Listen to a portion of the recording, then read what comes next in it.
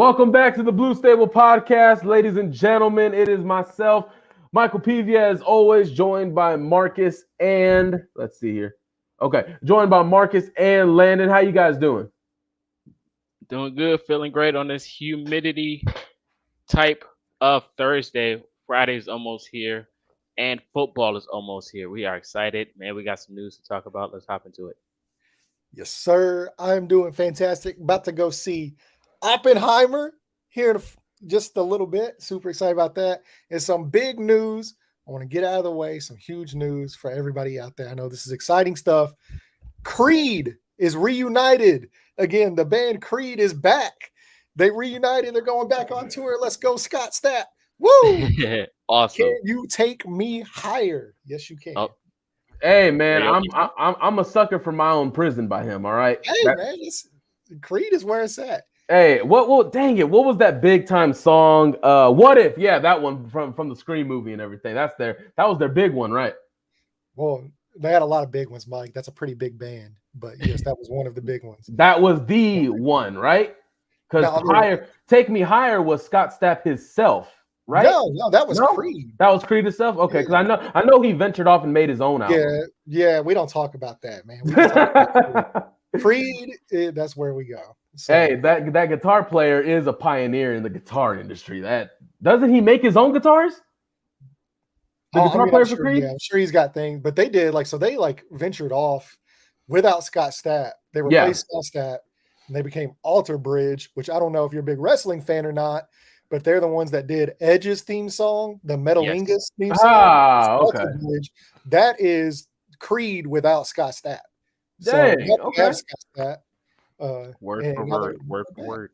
Hey, we love Creed on this show, man. We are Creed stains. I got mad love for Scott Stapp. Dallas Cowboys halftime show, Creed. That's one of the best videos of all time. The ribbons flying through the air. It doesn't get any more American than that. Any more American, right? Because that is such rich tradition there. But hey, man, let's talk about tradition here, man. We love Scott Stapp. Landon, we'll have all next week if we want to make it, Creed themed podcast. If you want to create one, and we'll sponsor it here on the Blue Stable. Let's get it going. I mean, he loves Creed. He loves Fallout Boy. Like, man, that's everything. I'm just a lover. Hey man, you're a lover, not a fighter, right? We love some good music there. But hey, we got some good things to talk about on the show, guys. We're gonna talk about DeAndre Hopkins joining the enemy, right? Joining the enemy, and then we got gonna talk about the new uniforms that the Indianapolis Colts decided to don on us for some weird reason. Could have just kept it a secret. But and then we're gonna talk about the running back position. Jonathan Taylor is in the middle of what seems to be a pretty high, intense conversation around the league right now. And let's go ahead and start it off with DeAndre Hopkins here. He is back in the AFC South, guys. Back in the AFC South. He was vocal about wanting to compete and trying to contend for a championship. Obviously, that fell through. That's not part of his decision going to Tennessee now. But he does go with Tennessee, 2 years, $26 million. I don't know. I mean, money-wise, probably likely his last big hoorah, maybe, before calls it a career. But going to Tennessee was definitely a decision, in my opinion. It was definitely a decision. Could have went to Buffalo, where he was heavily linked to, by the way. Could have teamed up with Stephon Diggs. Could have went with Josh Allen, but decided not to go there for some odd reason. Instead, going to Tennessee, where their quarterback room is really a cluster you-know-what. They don't know what their identity is on offense. They don't know what the deal is with Derrick Henry. I mean, gaining up on injuries the past couple of years. It is a Mike Vrabel coach defense now. He is a great coach. So, we would probably make this a much bigger deal if we knew the Colts were trying to compete, which they're not. So it's probably a little bit different. But Hopkins coming to Tennessee, Colts fans, Titans fans hate each other. Landon, let's start with you, man. DeAndre Hopkins in Tennessee. How does it affect the Colts? How does it affect the AFC South? Well, I mean, I have a pet fish also. So. Oh, I'm sorry. I thought we were talking about things that don't matter. I'm sorry. That's like I'm just kidding. So, as far as Hopkins joining the Titans, we all know the Titans. It's a wide receiver graveyard. It's where guys go to end their career. That's probably what's going to happen here. Because he like since the PED suspension, he has not necessarily been the same player as far as being able to stay on the field, being able to stay healthy.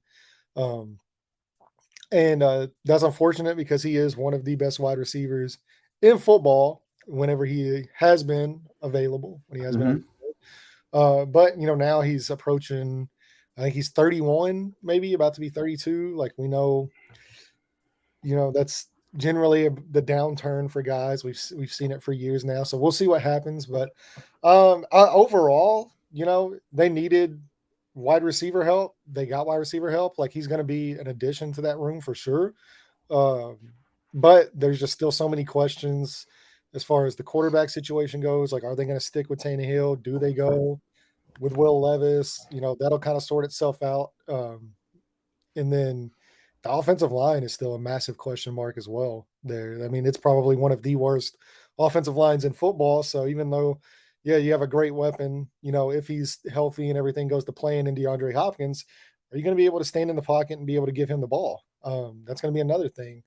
And it's such a run heavy offense because of the way that they just constantly have to rely on Derrick Henry to carry that offense, in itself. That what do the opportunities look like for the passing game there? So it was very clear that this was just about money. He took the money. That's what it was. It's that I don't think the Titans are competing for a championship. I think they might be in the mix for the AFC South. I think they're probably the second favorite in this division right now, which is probably where I would have put them before the DeAndre Hopkins signing. Yeah. So it doesn't really change much to me. They probably went from 6 to 8 wins this season to probably 6 to 8 wins this season. It didn't change. Yeah. So we'll just have to see. They're like kind of where the Colts have been the last few years at this point, between last year and this year.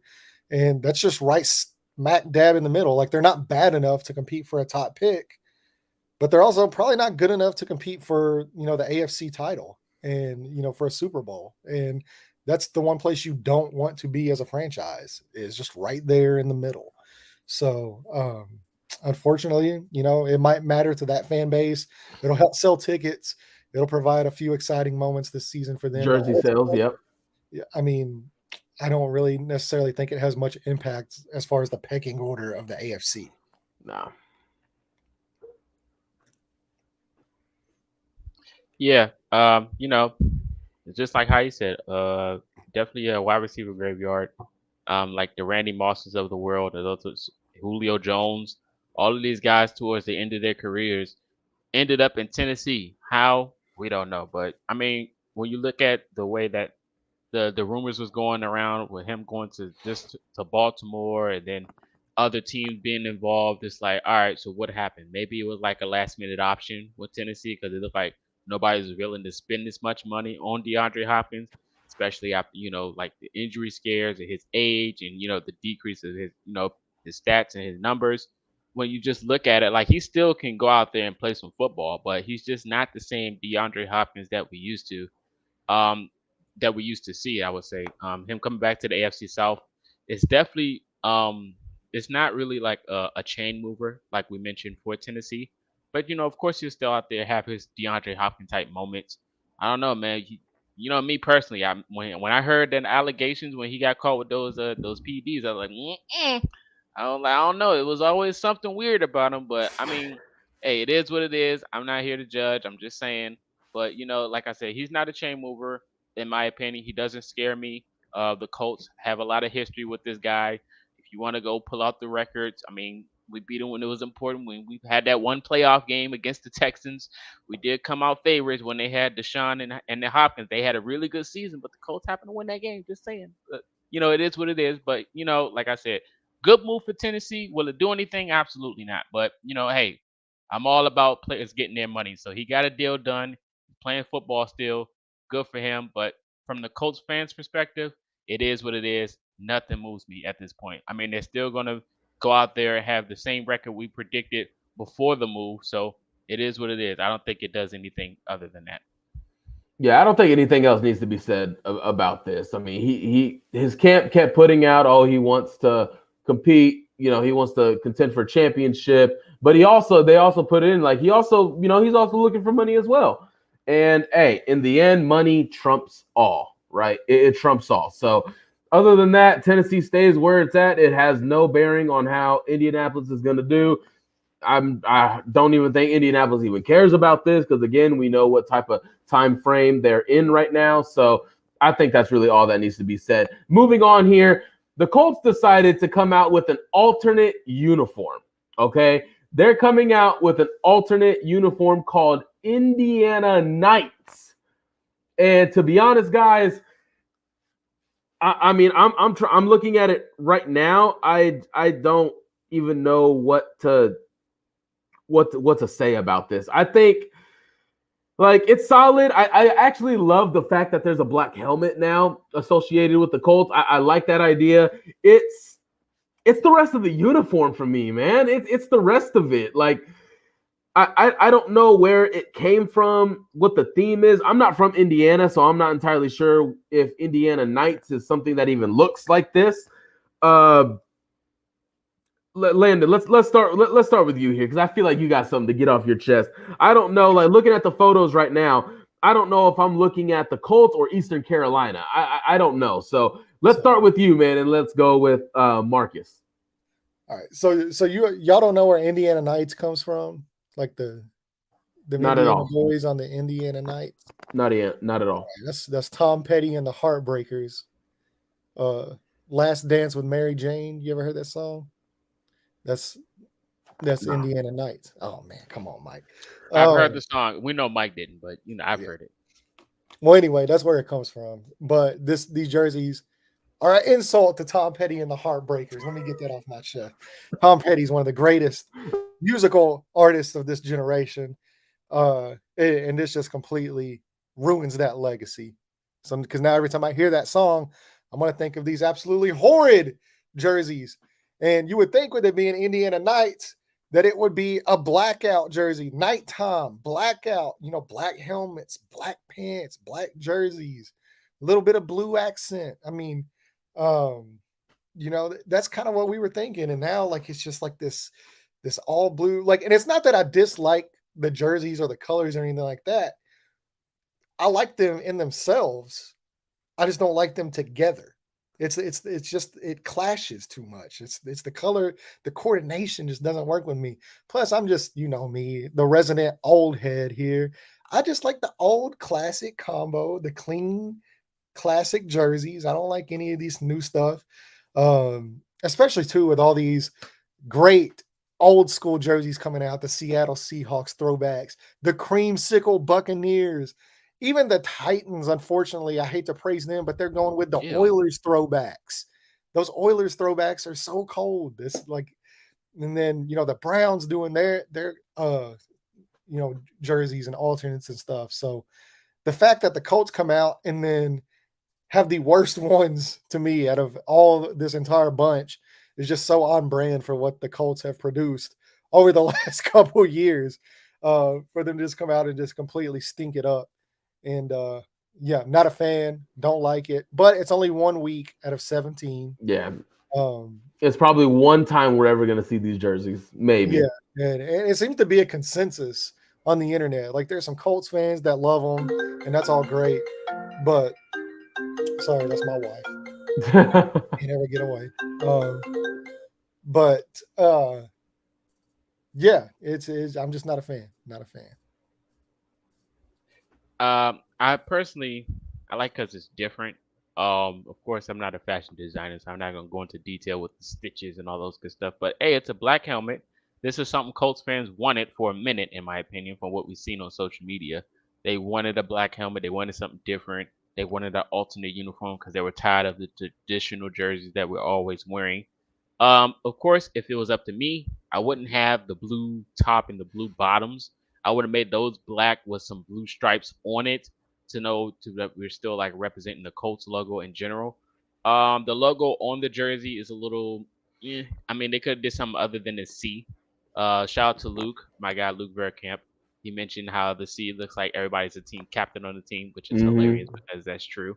But I do like it because it's different. Of course, now, but like I said, they could have did a little something with it. They could have tweaked it a little bit, but I mean, it's not what we're used to seeing. It's something that we wanted, just like alternate jersey wise.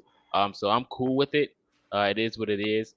But yeah, I mean, I don't have no problems with it. It's just I'm happy for the black helmets though. Like them joints tough. I like it. Honestly, man, I'll accept it because it's a black helmet, and I'm glad we got a black helmet now. Like it's gonna look nice. But yeah, everything else, the C making it look like everybody's gonna be a captain. I just don't know, man. I really don't know. I would have loved if they went with like a stormtrooper type, kept the white helmet, maybe made it chrome, and then the rest white, or maybe black bottoms, or even the black helmet with the white bottoms, like everything else from the neck down white.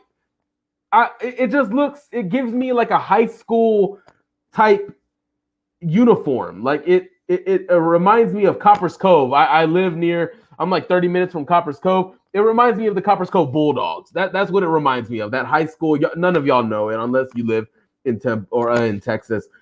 I literally think I'm looking at a program of the Copper's Cove Bulldogs. That's what I see. But hey, Alec Pierce and Rodney Thomas did his thing. The reveal was much better because it had Rodney Thomas in it. So that's a plus. Alec Pierce obviously looking great. Obviously trying to put the accessories out. Got the sleeves, trying to make it look as good as possible. So, hey, it's going to be one time, one game, I believe, week 7 against the Browns, right? October 22nd, I believe so. Yeah, okay. So it's going to be one time, guys. One time. We're going to see these, or maybe I don't know. It hasn't been said that it's going to be once every year, has it? It's just going to be like a one-time thing? Hopefully, right? Hopefully, because goodness gracious. Like, hey, man. And it might end up being one of those things that, like, once it's out there on the field, maybe it's different. They're playing, it looks good and it looks better. Look, so we'll just have to see. But yeah, if they make one tweak and take the C away, then I'm good. If they make that one tweak, I'm good. Hey, and if they go out there and like Anthony Richardson's looking clean, he throws 5 touchdowns, he runs another 3 in wearing these jerseys. You know what I'm saying? Hey, if you look good, you play good. Yeah, if they win the game and Anthony Richardson performs well, Michael Pittman goes for 100, and the offensive line is actually looks like as long as y'all are doing your thing out on the field. Exactly, I don't care. Like I don't care if it's against the Browns and Watson. More than likely, it's going to be a loss, but. Hey, man, if they come out and beat the Browns, and we always love beating Deshaun Watson, right? I'm for it. Hey, I get it. Like, there's also people trying to gaslight us on Twitter, like, oh, it's great, it's new, it's unique. Like, dude, it's a very mid uniform, okay? Very, very mid, and that's putting it lightly, okay? So, but other than that, hey, the Colts finally got anyone my age, that means it's average. Right. Anyone his age, that means it's average, okay? What is mid? Oh, my. Average. Come on, man. Hey, man, there's people on radio now that use mid, okay? Although Jake Query doesn't want to get on with any new slang or new trend at all. Rightfully so. Jake Query wants to stay in 1980, which is understandable. That's his era, grew up. That's a great time period. Yeah, I don't blame it. I don't blame anybody who wants to stay in their era. There's great times in every era. Speaking of 1980, let's talk about running backs. Oh man, nice. Let's talk about the running back situation, because this situation is eventually, if not already, going to lead to Jonathan Taylor. All right, there is a lot of really sensitive talks that are heated right now amongst running backs in the NFL. Guys like Tony Pollard, Saquon Barkley, Austin Eckler, Jonathan Taylor. These guys are now coming out because it's a discussion that, we've said the last year. We're eventually going to get to this conversation with Jonathan Taylor, and it's not going to be it's going to be ugly. It's going to be ugly. There's going to be people that are for pay him. There's going to be people that are not going to want to pay him. It's just a lot of pocket watching, really, and I don't necessarily always want to get into that. I want to get into the football aspect of it all, but really, just getting into it, let's go ahead and start with the others before we get to Jonathan Taylor's situation. Okay, Austin Eckler has been really active on Twitter, and if you don't know Austin Eckler, he's probably a top 5 fantasy player almost every year. Can line up in the slot, really good receiver, also a really good running back. So let's go ahead and talk about a tweet that he put out. He was quoting a tweet from Matt Miller. If you don't know Matt Miller, he's an NFL draft scout for NFL Network. Matt Miller put out, been saying it for years. Number 1, draft a running back. Number 2, play the running back. Number 3, tag the running back once. And then 4, draft a new running back. Austin Eckler quote tweeted this and said, and I quote, "This is the kind of trash that has artificially devalued one of the most important positions in the game. Everyone knows it's tough to win without a top running back, and yet they act like we are discardable widgets. I support any running back doing whatever it takes to get his bag." Okay, I support Austin Eckler for standing up for his brothers that play the position and everybody else that has come before him and that is going to come in the future once he is retired from this game and introduced into the Chargers Ring of Honor, right? I support it. But at the same time, let's break this quote down. First off, it is the trash that has artificially devalued one of the most important positions in the game. First off, there's nothing artificially devaluing about it. The facts are the facts. You go back through the past 20 Super Bowl champions, all of their running backs, you can maybe find one team that had a top running back that won a championship. And that's just one.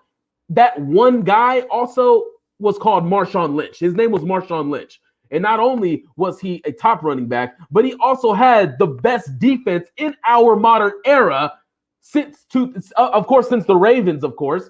Since then, they had the Legion of Boom. They had Michael Bennett in those guys. They had a defense to rely on. So, yes, they could run the football with the top running back. And they had a rookie quarterback on the roster, right? So, other than that, you go back through the past. I mean, look at the Kansas City Chiefs. They had Isaiah Pacheco win and perform well in the Super Bowl. He wasn't just out there for a couple plays. He performed well. He is one of the reasons why they won that game. So to come out here and say it's tough to win without a top running back, it's tough to win with a top running back. I would argue that because as long as the Colts have had Jonathan Taylor, where have they gone? Where? They lost to the Bills in 2020, didn't make the playoffs the year after, and then like what? I don't get it, man. Landon, let me pass this to you because right now this is Austin Eckler's quote right here. What about this? I mean, there's a lot to take away from this, and it's just lunacy. But again, it's Austin Eckler sticking up for himself, sticking up for his fellow brothers in the league, and for everyone else he knows is going to come and is going to be affected by this in the future. Yeah. So, I mean, one, if you have followed me for any long period of time, you know I'm always on the trend of hashtag never pay running backs. And that's not to say like I don't value them, they don't have their importance, but that is the only position to me where from the moment they are drafted or, you know, pretty much after their, you know, second, third season, it's a depreciating asset. I mean, like, you know, as the carries rack up, these guys don't get better, you know, with reps. They actually get worse. And that's one of the, if not the only position you can say that about, you know, because normally, you know, your wide receivers, you know, the more reps you get, the better off they're going to get. You know, they grow into their second contracts, their third contracts. Usually running backs on their second contracts now, we've seen it for years going downhill. And then, you know, like you were saying, running backs to win, you know, Super Bowl winners. I mean, you had Isaiah Pacheco, who you mentioned, Sony Michel for the Rams, Ronald Jones for the Bucks. And then you get into James White, Corey Clement for the, you know, for the Eagles, Damian Williams whenever the Chiefs won their first Super Bowl, Ronnie Hillman, Mike Bell, you know, Cam Akers, Brandon Jackson. I mean, really, LeGarrette Blount as well. Yeah, LeGarrette Blount. Like, these are guys, like you said, you have to go all the way back to Marshawn Lynch to find a top tier running back in the league of winning a title. And then you put it so very eloquently, he had the greatest defense of this modern era. And not only that, but he had one of the best quarterbacks of this modern era in Russell Wilson, which is really what matters. So yeah, it's not a position that, you know, is very indicative of winning championships, because as we've seen, a lot of these guys are late round picks, the undrafted picks, and they're leading their team in rushing in the Super Bowl. Shane Steichen even, you know, made the comment, you know, you score to win, or you know, you throw to score points and you run to win the ball. But the only way you're running to win the ball is after you throw the ball and score all those points. Yep. So you're basically using the running back as just kind of like clock management, you know. Now it's always a different conversation when you have, you know, certain guys that are talented. But I mean, you look at the top tier rushers in this league, you know, Austin Eckler being one of them, Jonathan Taylor, Derrick Henry. You know, what have the Titans won? You know, nothing. What have the Colts done? Nothing. What have the Chargers done? You know, nothing. I mean, these are teams, you know, the Cleveland Browns with Nick Chubb, who has not spoken about this. To me, Nick Chubb's the best running back in football. What have they done? Nothing.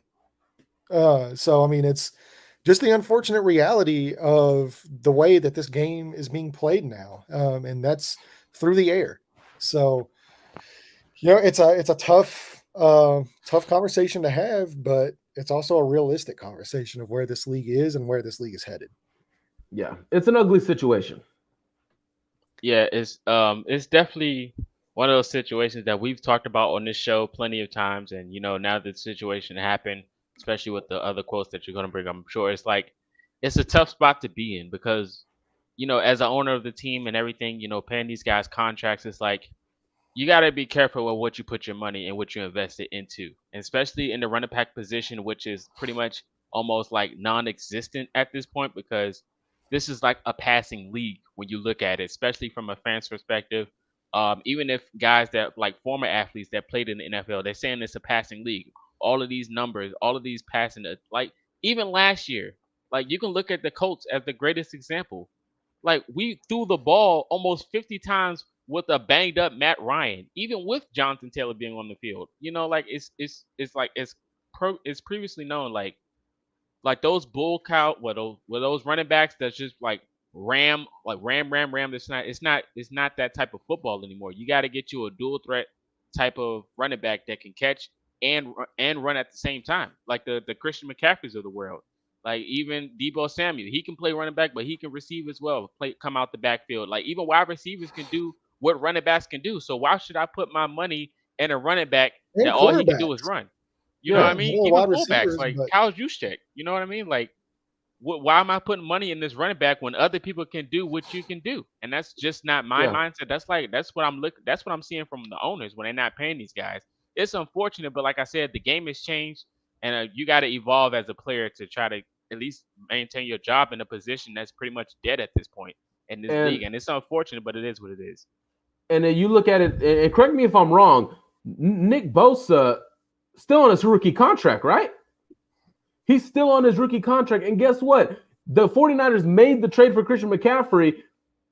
Both of their quarterbacks that they played this year were on rookie contracts, Trey Lance and Brock Purdy. So, yeah, you can maybe make those moves to try and strengthen your team. But okay, so let's move on here. This isn't necessarily about Austin Eckler, but we're going to get to Jonathan Taylor real quick after this Saquon Barkley quote that I have here. Now, before I say this, I will preface that Saquon Barkley did not say this like with malice intent. He didn't say this with malice intent. I went to go look for the clip because I wanted to see like how was he saying this. He just presented an option that he could possibly take. He mentioned many times in the interview that he does not want to go this route. Like it would really be hard on him mentally, emotionally if he went down this route. So I do want to preface that before I say this quote. Saquon Barkley explains that he was on a podcast. I actually can't. Oh, Money Matters podcast. So Saquon Barkley had this to say. My leverage is I could say F you. And he literally said the word F you to the Giants. I could say F you to my teammates and be like, you want me to show you my worth? You want me to show you how valuable I am to the team? I won't show up. I won't play it down, and there's a play I could use. I might have to take it to this level. That alone. Look, this isn't really a Giants podcast, so we don't really need to go in on Saquon himself. But after Saquon said that, let's go find a quote from Jonathan Taylor. Jonathan Taylor tweeted this out. 1, if you're good enough, they'll find you. 2, if you work hard enough, you'll succeed. If you succeed. Number 3, you boost the organization, and then doesn't matter. You're a running back. This is what Jonathan Taylor himself tweeted out. Landon, let me get your take on this before you get going, because you do got to get going here. I want to get your take on this first. Jonathan Taylor speaking this out basically on Twitter. Where do you think him and the Colts should stand on this?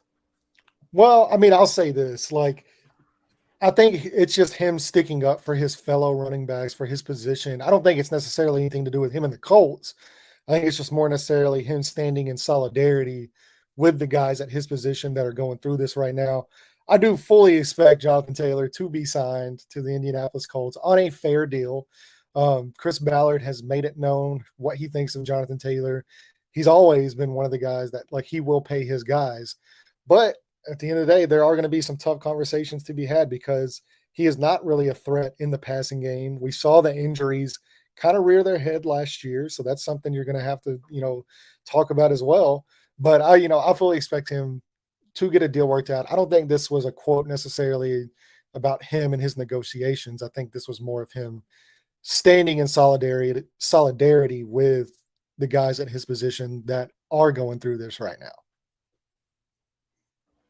All right, man, Landon. Well, thank you for the input, man. We'll go ahead and let you get going. Everybody, thank Landon again for this show. We'll see you back here next week, Landon. Go enjoy what you got to do. That's right. Love you guys. Appreciate you. See you here in a little bit. Go Colts. Those jerseys are awful. All right, man. Well, like Landon was saying there, of course, I don't think this affects the when scenario. Like, it's not a matter of if Jonathan Taylor is going to get extended. It's just a matter of when, in my opinion, because, again, you do have some rookie deals coming up. You do have Alec Pierce on a rookie deal. You do have Bernard Ryman on a rookie deal. You still got young guys. Your whole cornerback room is basically rookie deals. Your safety room is rookie deals. Your linebacker rooms have already gotten paid. That's not harping you anywhere. Your defensive line is still on rookie deals. Kwity Paye, Dio Dangbo, Eric Johnson. You just drafted a couple more.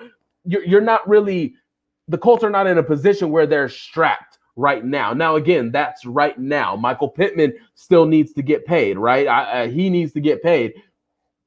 For Jonathan Taylor to say this, now, I would love to rebuttal Landon when he's here, but since he's not, he is going to get paid. I do think he is. Are you going to get into a situation where, Jonathan Taylor isn't happy with the extension that Chris Ballard is providing? I mean, if you're not happy with it, then don't play and you won't get paid. So I don't know what else to say. That's going to be between him and his camp. But this is just the area where Jonathan Taylor is sticking up for his friends, but at the same time, he plays the same position. So what he said and what he tweeted came from his heart. He didn't just put it out there to stand in solidarity. It is in his heart, and he is in that position because even people, I myself, I am guilty of this, even people in his own fan base have said, when Jonathan Taylor's time comes, bye. And Jonathan Taylor tweeting that out came from Jonathan Taylor himself. It wasn't just him standing in solidarity with his brothers. I don't think it's that. It's just a tricky slope because in reality, yes, we can talk about how the running back will help Anthony Richardson and everything, but handing Jonathan Taylor a fat contract, what does that do for the Colts? Honestly, because yes, Jonathan Taylor had that near superb MVP caliber type season. I think it was MVP caliber. Apparently, NFL voters did not think so. But even when that happened, Marcus, remind me again, what was the Colts record and where were they at in January? We were bottom last, I think. Right. So when he had that MVP caliber season, you did not win your division. You did not win the last two games of the season. You did not go to the playoffs. Didn't win anything. So again, how does a top running back? What does a top running back achieve the Colts? Help the Colts achieve this year? What does it do? Like, other than helping Anthony Richardson, because again, before Jonathan Taylor, because this is just the facts, before Jonathan Taylor can help Anthony Richardson, the front five in front of both of those guys have to help them. So if that's not working out, you can't go and strengthen the offensive line because you've already paid the running back. So if you go into the season, Ryan Kelly is still struggling, Braden Smith is struggling, and then the right guard, who is the right guard? Whoever the right guard is, if they're struggling, what are you going to do? Oh, we can't go throw $10 million at so-and-so because we already paid Jonathan Taylor. Okay, so you're hand strapped. You're strapped. Marcus, I want to get your opinion on this, man. Where are you at with this? Because all of this, yes, again, both you and I like the likelihood of Jonathan Taylor getting extended. We love the chances of him getting extended. But if it does get to camp and there is a holdup because Camp and his Taylor, or Taylor and his camp, don't like the offer presented, what's happening? Yeah, so this is one of those situations where it comes down to Taylor's camp being smart. I mean, we're all here for, players getting paid. But if his camp feel like, he's getting underpaid or other things, they got to look at the whole perspective of the situation. Of course, we all know Jonathan Taylor's going to get paid. That's not the conversation. But we're saying what could potentially happen.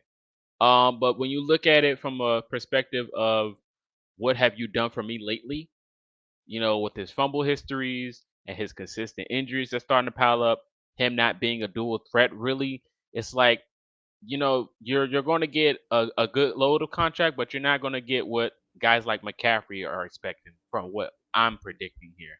But I do think the contract would be, good for him, good enough for him to to be a Colt, because that's what I want him to be.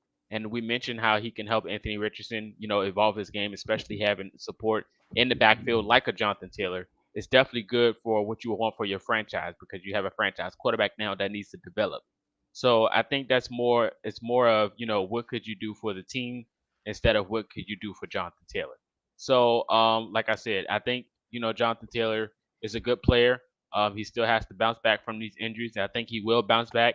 And he's coming into the league with situations that we were already aware about. With this the fumble scenario, we knew he had this coming out of college. So none of that shocks me at this point. But him staying healthy is the biggest question mark going into this contract. If he can stay healthy, he's worth it. If he can't stay healthy, then he's just going to be like every other running back with the same situation when it comes to these deals, which is like I said, it's tricky. So I mean, like I said, I'm all for Taylor getting this deal. It's just a matter of fact, can he stay healthy? That's just my biggest question. Yeah.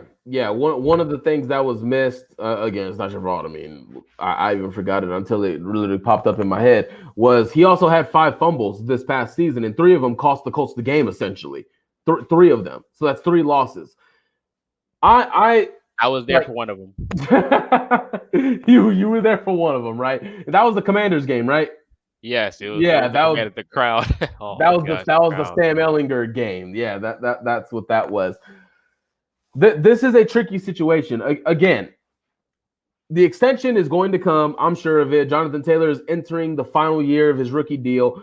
All of this discussion sparked because Tony Pollard, Saquon Barkley, and Austin Eckler, they went without extensions. So their rookie contracts were up, but they were tagged in free agency. So they didn't hit the open market. Tony Pollard could have been an unrestricted free agent, but he was franchise tagged by the Dallas Cowboys.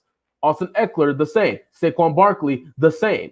So there was a deadline. Tuesday was that deadline for franchise tagged players to get extensions. That was the deadline. That deadline passed. So now all of this started, and it is unfortunate. But what is the tag? Like $17 million or something like that. So it's not necessarily terrible. But again, you would rather 3-4 year security rather than 1 year. And I totally get it. All of us understand. It's just like us with our jobs. We want that security. We want that financial security. We want that. So I sympathize with these guys on that part.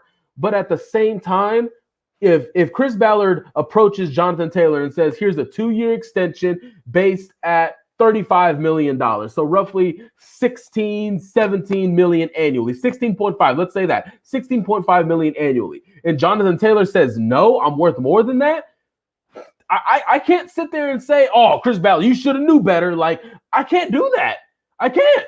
He was given the extension. He was given it. Now, this is all hyperbole, right? If we get to training camp and the first day of camp next week, they lock it up, bang. All good news, right? Everything's good. Everything's good, which again, I do believe it will be taken care of before you hit a preseason game for both Jonathan Taylor and Michael Pittman. That's just my personal belief on when those contract extensions are going to be finalized.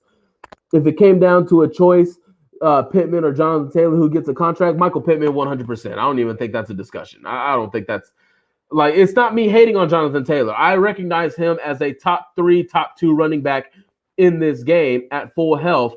And like any other running back in this game and that has come before in the last 50 years, you need an offensive line in front of you to be successful. So let's just start there. But again, Jonathan Taylor, his position, and I have been so consistent on this, Jonathan Taylor's position is dependent on 6 to 8 guys doing their job, essentially. The quarterback recognizing if it's a good play, and if it's not a good play, get out of the play. Five offensive linemen doing their job. Might need a tight end in there. Might need 2 tight ends in there. That's 6 to 8 guys you are depending on. As to where Michael Pittman, yeah, Bernard Ryman, or as we saw this last year, Matt Pryor could just get pistol whipped on a play, but Anthony Richardson could still have that 1 to 2 seconds to get the ball out of his hands, and Michael Pittman can still get it. So that's just, what do you take your chances with? Being dependent on one guy or being dependent on 6 to 8 guys?